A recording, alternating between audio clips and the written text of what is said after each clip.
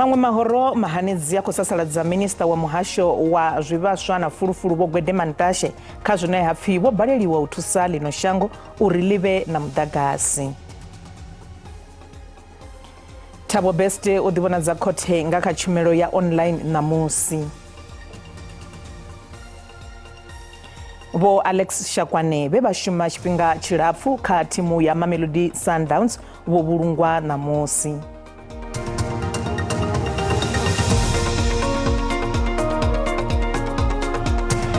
Ndi madekwana ri khou vha ṱanganedza kha mafhungo a Tshivenda fhano kha SABC 2 na kha chanele ya DTT. Nne ndi Tshifhiwa Doyoyo. Thaidzo dza mudagasi dza lino shango dza sia hu tshi vha na u tsimiwa ha mudagasi nga u tou silisana u ya nga vhupo zwo ambesiwa nga hadzo tshifhingani tsha vothu ya mugaganyagwama wa muhasho wa zwiko zwa minerala na zwivhaswa ngei phalamendeni. Mangwe mahoro mahanedzi ya kusasaladza minista wa muhasho wonoyo Vho Gwede Mantashe kha zwine hapfi vho baleliwa u thusa lino shango uri live na mudagasi. Minista wa muhasho wa zwiko zwa minerali na zwivhaswa Vho Gwede Mantashe vho ṋekedza mugaganyagwama wa muhasho wavho wa masheleni no fhira randa dza biḽioni dza 10. Uyu mugaganyagwama u khou ḓa musi lino shango ḽi tshi khou ṱangana na thaidzo ya mudagasi. Vho Mantashe vha ri thaidzo iyi i khou vhangwa nga zwiṱitshi zwine zwa sa khou shuma zwine zwa vha zwa ndeme siani ḽa u bveledza mudagasi. Fhedzi na zwo ralo a vho ngo vhuya vha mela maipfi avho musi vha tshi tshotela vhathu vhane vha khou sasaladza lino shango. We have a responsibility to ensure that we continue to stand and actually withstand all the efforts to downgrade our investment. Valihoro la Democratic Alliance vone vha khou dzhenela vhukuma Vho Mantashe malugana na nḓila ine vha khou tshimbidza ngayo thaidzo dza mudagasi dza lino shango. The reality is he is failing on just about every single measure. When ordinary South Africans are suffering because of the cost of living, and when electricity and fuel prices are primary drivers of inflation, one would expect the Minister and the Department of Energy to treat our energy crisis as an economic crisis. But that's not happening. Valihoro la EFF vha khou sasaladza Vho Mantashe kha zwine vha ri vho sokou dzula vha peta zwanḓa madzuloni a u lwa na zwiito zwa vhathu vhane vha khou bia migodi nga nnḓa ha mulayo. This department, alongside the Minister of Police, is to this day failing to deal adequately with the challenge and economic loss posed by the Zamazamas, who are highly organized and continue to smuggle our minerals. They have instead used the issue of illegal minings to instigate xenophobia in this country. Yet they know very well that the majority of kingpins and role players are South African and international syndicates. Fedzi Valihoro Livosi la ANC vha khou emelela ava minista wa zwiko zwa minerala na zwivhaswa. Clamping down on coal in favor of renewable energy sounds like an immature solution that the DA is proposing all the time. But of course, the use of coal would be promoted in a sustainable way that strikes a balance between economic development and environmental concerns. Vho Mantashe vho dovha vha sasaladza madzangano a u lwela pfanelo dza vhadzulapo zwihulusa siani ḽa polotiki hune vha ri madzangano aya a khou wana masheleni ao kha vhalambedzi vha mashangoni a nnḓa. Musi ri tshi khou bvela phanḓa na ḽeneḽo fhungo, Phuresidennde Vho Ramaphosa vho sumbedzisa uri arali mudagasi u nga isiwa zwikoloni na maongeloni ha sa vhe na zwa u tsimiwa u ya nga vhupo nga u tou sielisana, zwi nga swikisa kha uri nyisedzo ya mudagasi i baleliwe u ya vhathuni hu fhedze hu si tshena mudagasi shango ḽi vhe swiswini. Matsina zwa zwino ri na muḓivhi wa zwa mudagasi Profesa Vho Samson Mampheli u sedza yeneyi khaedu ya zwa mudagasi yo ambarelaho lino shango. Ndi madekwana Profesa Vho Mampheli ri khou vha ṱanganedza kha musi ri mbo ḓi lavhelesa uri namusi phalamendeni u khou vhonala minista wa fulufulu Vho Gwede Mantashe vha tshi khou sasaladziwa zwihulwane musi hu tshi khou lavhelesiwa uri hu tonga a vha khou ita zwo linganaho u tandulula heyi khaedu ya mudagasi. Ndi madekwana muhashi na vhathu vho ṱalelaho. Ndi tshi to sedza tshipichi tsha minista Vho Gwede Mantashe namusi phalamendeni vho ita tshipichi tshavhuḓi nga maanḓa. Ri tshi sedza ro sedza uri vha khou u tshimbidza zwithu zwavho zwi tshi khou tshimbilelana na pulane ya shango ine ra i vhidza uri ndi integrated resource plan. Zwa dovha zwa vha uri hezwo zwithu zwo ṱumana na pulane ye muphuresidennde vha i ḓivhadza nga July ṅwaha wo fhiraho ine ra i vhidza uri ndi energy action plan. ndi zwithu zwa vhuṱhogwa hezwo uri vha tshimbidze zwithu u ya nga ha pulane dza shango. Vho Gwedemantashe vho ḓo sumbedzisa uri hu khou ḓo u rengiwa muḓagasi une wa lingana 11,730 megawatts u bva zwino u swika ṅwaha u tshi yo fhela. Zwi amba uri ri tshi sedza kha pulane ya muphuresidennde ndi hezwiḽa zwine ra ri ndi dzi mid term to long term solutions, kana ndi zwithu zwine zwa tea u itiwa zwino na zwithu zwine zwa tea u itiwa nga murahu ha tshifhinga nyana uri hu kone u tandululiwa heyi thaidzo ya muḓagasi yo sedzanaho na shango ḽa Afrika Tshipembe. Profesa Vho Mamtsheli, musi vhathu vha tshi khou vhonala vha khou tou ṅoṅoreya vhukuma, khaedu ndi ya uri zwa u tsimiwa ha muḓagasi zwi khou vha kwama nga nḓila yo kalulaho. Ri nga swikana hune shango ḽa tou vha maswishini tshoṱhe musi muḓagasi wo baleliwa kana zwine ri nga tou ri wo wa tshoṱhe? Hezwo zwi nga itea, fhedzi ri tshi tou sedza zwine zwino vha Eskom vho bvisa iṅwe document ine ya vha i tshi khou sumbedzisa uri vha khou dzudzanyela zwithu zwi nonga zwenezwo zwine zwa itea musi vha tshi khou ita muḓagasi, hezwi zwiko zwi tshi khou tshinyala zwine zwa vha zwone yone thaidzo khulwane ine na minista Vho Gwedemantashe vho i amba namusi. Zwi a swika hune hezwiḽa zwiko zwa baleliwa u disa muḓagasi ngori ri vha ri tshi khou shumisa muḓagasi munzhi. Zwa zwino ri tshi tou sedza dzimbalombalo a dzi khou takadza na luthihi. Ri na zwiṱitshi zwo tshinyalaho zwine zwi khou swikisa henengei vho 18,000 megawatts zwine arali zwa sa lugisiwa ri tshi vho ya zwino kha vhuria ri tshi vho shumisa muḓagasi munzhi zwi nga kha ḓi sia ri tshi khou tea u ya kha hezwiḽa zwine ra ri ndi zwi stage zwa nṱha zwi tshi ḓa kha load shedding. Zwine vha Eskom vha vha nazwo, vha na zwithu zwine vha zwi vhidza nga tshikhuwa vha zwi vhidza uri ndi dzi early warning systems. Ndi zwithu zwine vha kona u sedza vha tshi khou sedzela phanḓa uri hu ḓo itea mini u bva zwino u ya kha tshifhinga tshiḓaho, then vha kona u shumisa zwezwo zwithu zwine zwa pfhi ndi dzi early warning system uri vha ite arali zwi tshi khou konḓa tshoṱhe vha fhedzisela huṅwe vha tshi khou tou u tsima dzi thambo hedzi dzo no tshimbidza muḓagasi, hezwiḽa zwine zwa vhidziwa upfhi ndi controlled shutdown, zwine zwa sia shango ḽi sa ḓo tou dzhena kha darkness nga u tou ralo. Profesa Vho Mamtsheli, musi hu na zwiṅwe zwiko zwa u bveledza muḓagasi kha musi u tou fana na zwino nga sa ḓuvha musi vha tshi khou ri malasha kha musi ha khou tou shuma nga nḓila yo teaho, ndi zwifhio zwiṅwe zwine muvhuso wa khou zwi ita u itela u tandula he khaedu ya muḓagasi nga u ṱavhanya vhunga vhoramabindu khathihi na vhadzulapo vho no tou sala mbilu dzo fhela tshoṱhe? Hu na pulane mbili. Ri na pulane hei ine ya vhidzwa upfhi ndi energy action plan ine ya vha pulane yo itiwa nga muphuresidennde, ndi yone ine havha minista wa muḓagasi vho Ramokgopa vha tea uri vha tshimbidze yone uri zwithu zwi kone u tshimbila. Havha na pulane ine ra i vhidza uri ndi integrated resource plan ine ya tshimbidziwa nga minista Vho Gwedemantashe. Ri tshi sedza heyi energy action plan ndi pulane ine yone yo tou sedzana nga maanḓa na zwo uri hu fhedziwe hezwi zwo shumisa muḓagasi ngo sielisana. Zwine vho Ramokgopa vha khou ita zwa zwino vha busy vha khou ṱoḓa uri hu vhe na ofisi ine ya ḓo vha i tshi khou tshimbidza no sedza uri zwithu zwoṱhe zwine zwa vha kha energy action plan zwi itiwe. Zwine zwa tea u itiwa nga muvhuso vha tea uri vha ite uri hu wanale masheleni nga u ṱavhanya, masheleni ane a ḓo shumisiwa u lugisa zwiko zwa muḓagasi. Hu na zwiko zwa muḓagasi zwa Eskom zwa rathi zwine zwa vha uri ndi zwone zwino khou ṋea nga maanḓa thaidzo.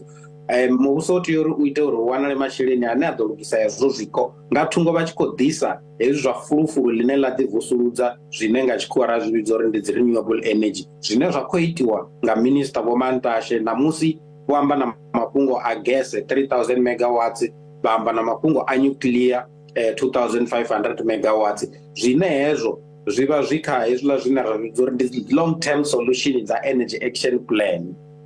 Ri khou livhuwa vhukuma tshifhinga tshavho Profesa Vho Mamtsheli. Matsina iyo ndi nyambedzano yashu na Profesa Vho Samson Mamtsheli musi vha tshi khou amba nga dzi pulane kana nzudzanyo dzi re hone dzine dza khou itiwa nga muvhuso u itela u tandula khaedu ya muḓagasi, hune ra nga sala ri tshi khou vhona muvhuso u tshi khou imisa zwa u tsimiwa ha muḓagasi nga u tou sielisana u ya nga vhupo. Vhaimeleli vha mulayo vha Thabo Best vho vha tshi khou lavhelela u ṱangana naye namusi khothe fhedzi zwe vhutoto nge muvhuso wa vha ḓivhadza uri Thabo Beste u ḓo ḓivhonadza nga kha online vhari vha khou lavhelela u ḓo fara muṱangano naye hu si kale fhedzi a vha ḓivhi uri ndi zwifhio zwine vha nga ṱangana nazwo hafhu u bva zwino u swikela ṅwedzi u ḓaho wa Fulwi. Mulandu wa Thabo Beste wo fhiriselwa phanḓa kha ḓuvha ḽa vhu22 ḽa ṅwedzi u ḓaho wa Fulwi hu itela dziṅwe ṱhoḓisiso. I got a call from the state on a Friday saying to me they are aware that I'll be coming on board on Monday, which I confirmed. They then said, no, we are going to request that the client be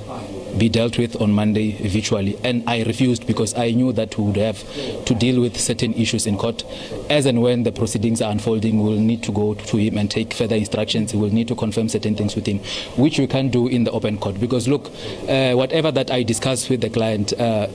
as a matter of principle, is privileged. So we can, where each time we need to take instructions or confirm certain things, we request people to go outside. It was for that reasons that we actually want him to come to court, and then we deal with the matter with him being present in court. So it is from that background that we were actually pushing that he be in court. Going forward, we will still push that he actually comes to court. But since that the matter has been postponed to June, like I said, we go to the drawing board, we consult with the client, and we take further instructions. We don't know what might happen between now and June. Matsina vha songo ṱutshela kule ri tshi vhuya maragani vha ḓo pfa nyambedzano dzashu na mwambili wa mapholisa vho Robert Nishunda malugana na bulayo la Ramuzika aka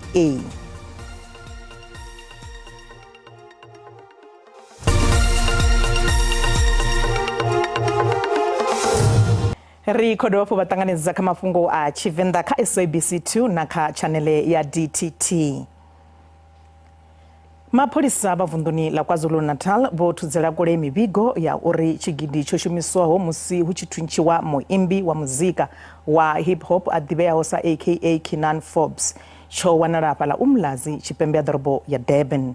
Aka o thuntshiwa a vhulawa khathihi na khonani yawe Tibelo Mutswane nnḓa ha vhengele ḽa zwiḽiwa fhaḽa kha gondo ḽa Florida ḓoroboni ya Durban nga ṅwedzi wa Luhuhi. Bulayo ḽeneḽo ḽo vhonala na kha zwifanyiso zwa dzikhamera hezwo akhamadza vhunzhi ha vhathu u mona na shango.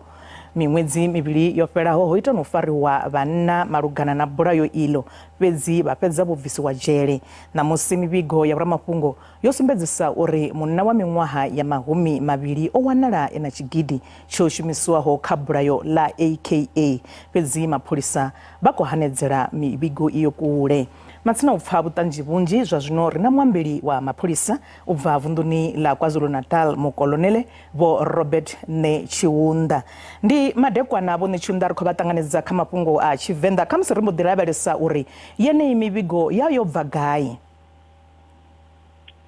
Ri a livhuwa mivhigo yo zwine a ri vhubvo hayo ndi ngazwo ri tshi khou hanedza uri zwithu zwi no nga zwenezwo zwi hone kana zwo itea. Nahone sa mapholisa a KwaZulu-Natal a ri khou ṱoḓa u ḓidzhenisa kha yeneyo mivhigo. U swika zwino uyu mulandu wa aka u khou tshimbila nga nḓila ḓe kha musi zwine vha nga zwi isa lushakani? Tshigwada tshine khou shuma na hono mulandu tsho ita mushumo munzhi, tsho ita mushumo muhulwane. Hu na vhuṱanzi vhune vha khou vhu tevhela, huṅwe ri no vhu farwa nga tshanḓa. Zwino musi mivhigo ino nga yeneyi i tshi vha hone ya khakhisa mushumo uno khou itiwa ngauri vhathu vhane ra vha ro vha sedza kana ri tsini na ye ri ambe navho vha tshi fha mivhigo ino nga yeneyi vha ya dzhena hasi vhudala kana vha na vhuṱanzi vhune vha vhungalangadza vhune ra nga vhu shumisa ngauri sa yeneyi ino khou ri ho wana tshigidi nahone hu na muthu ri pfa zwi tshi ri kha mapholisa zwi tshi ri vhavha uri ri khou ṱoḓa uri ri wane vhathu vho vhulayaho vhathu, ri wane na zwo shumiswaho u vhulaya vhathu na vhuṱanzi ha uri ndi ngani vho vhulaiwa. Na vhane vha nga vha ambiwa ṅwedzi wo fhela kana miṅwedzi mivhili yo fhelaho uri vho fariwa, ri nga ḓi uri vho fhela gai nahone vha vho fariwa nga mapholisa afhio ngori ho vha hu si riṋe vha ḽino vunḓu. Kolonele kha musi ndi zwifhio musi vha tshi khou sumbedza khaedu dzo raliho sa tshipholisa zwine vha nga zwi livhisa tshitshavhani uri hu sa vhe na mivhigo yo to raliho ine ya khakhisa vhuṱala ha mapholisa kha musi vha ite khuwelelo kha vhadzulapo uri musi vha tshi khou ṱoḓa u thusana na mapholisa ndi zwifhio zwine vha nga zwi ita? Khuwelelo yashu ndi ya uri nnyi na nnyi ane anga vha ana vhuṱanzi vhufhio na vhufhio hune ra nga vhushumisa sa mapholisa kha uno mulandu kha ri kwame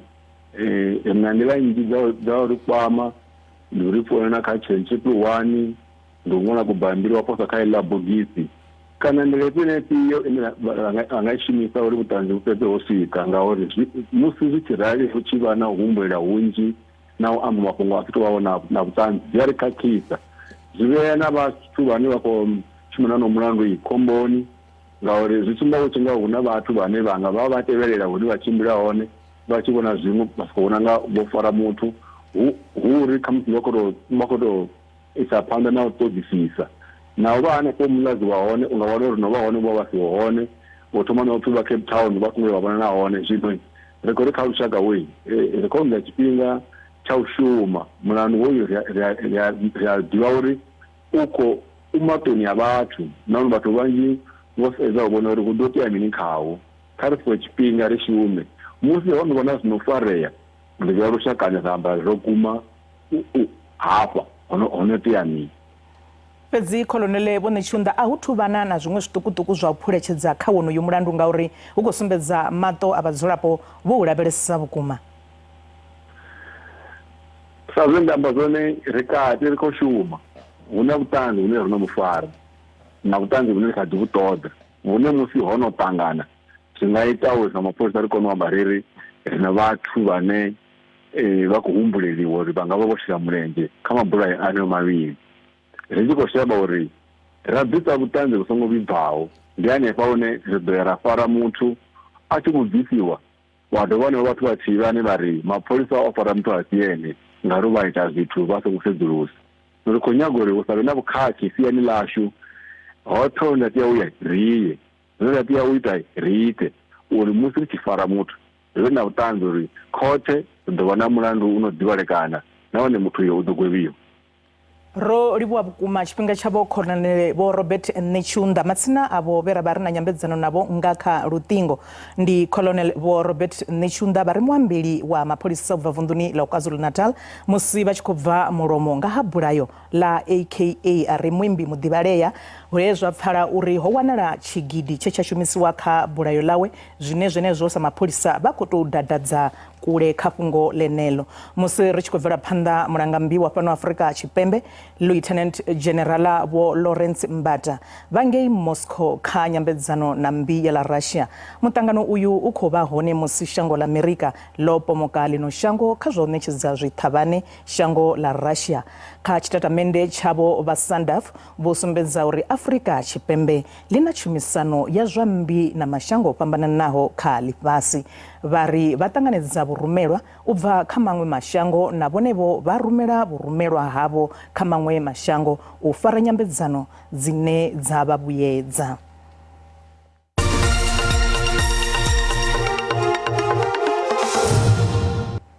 Masina zwa zwino ri vha ḓisela mafhungo a zwa ikonomi hune rannda ya khou vhonala yo dzika musi i tshi khou vhumbedziwa na maṅwe masheleni mahulwane a ḽifhasi.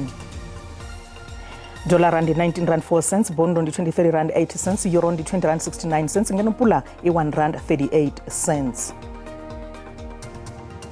Mikovhe vala JC i khou vhonala i fhasi. Masina ka zwibveledzwa musuku ndi $2,005, platinum ndi $1,084, oil i songo kunakiswaho ndi $75.62 nga fagi.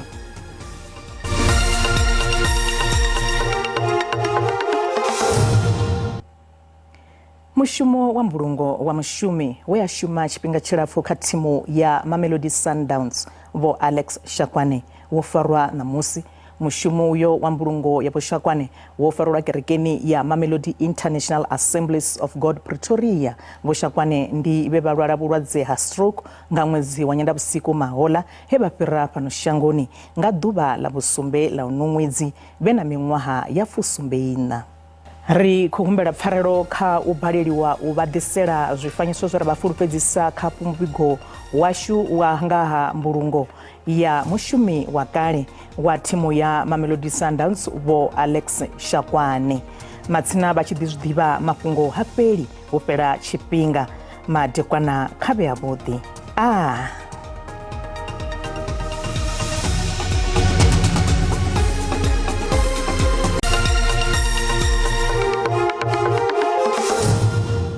loko bale bashu kharabelese mutsho wa shuzori wani war faras piona rakhorishila belesa rikobana zori mvula dzikudibvera phanda naona ngeno khavundu lashu la Gauteng musar khorabelesa ngeno khavundu lashu la Limpopo dzitla mvula dzikobona dzitoba dzikobvera phanda naona one ari kutwa por chabelesa machero hono kubona chitudiba una makore ngeno kaphende ya shango ya shuvundu lashu la Eastern Cape nepala namsir kutwa apo richabelesa khavundu lashu la Western Cape nepala ukubona chitoba chkorosha kumakori ya rutsinga na dosio korosha kuma pala vundu lashu la Western Cape ne richabelesa rishinga kodera ngeno khavundu lashu la Eastern Cape kizlamvula dzineza kushika nepala ka 60% pedzi architwa por chabelesa ngeno bukati ya shango lashu zvineba kutsibzo zvani rabelesa ngeno khavundu lashu ane pala richkorabelesa pitungo Bloemfontein vundu lashu la Free State one mbraza shkezila dzikobona dzitoba dzikona ngeno khavundu lashu la Gauteng na khavundu lashu la Limpopo ona rikotwa por chabelesa ngeno khavundu lashu la Gauteng temperature zone richabelesa rikobona zodzidoba dzifasi 20 degrees pala Johannesburg one namvula dzashuza kubona dzitoba dzikona ngaro rikotwa por chabelesa rikona zozvineba kutsibzo zone khavundu lashu la Limpopo na hone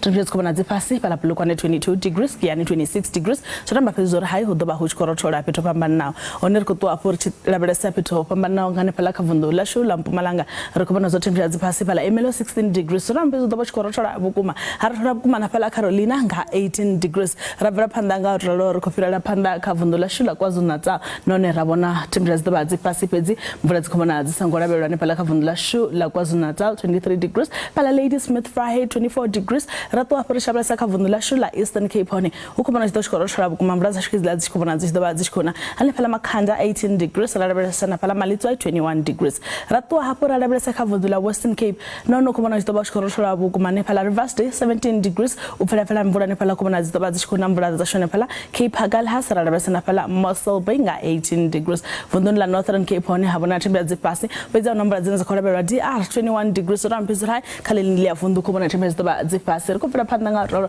na khavundu la Free State na ono kubona temperature zidoba zipasi bukuma mrakizila zikubona zidoba zikona Sasolburg 20 degrees zoramba pezora high temperature zikubona zidoba zipasi nga rikhorabelesa na pala khavundu la Northwest na one unemvura zashuza zidoba zikona kubona zidoba huchko urotsola ubukuma ubva khanne mkolo wa matsila ndiri madekwana abudi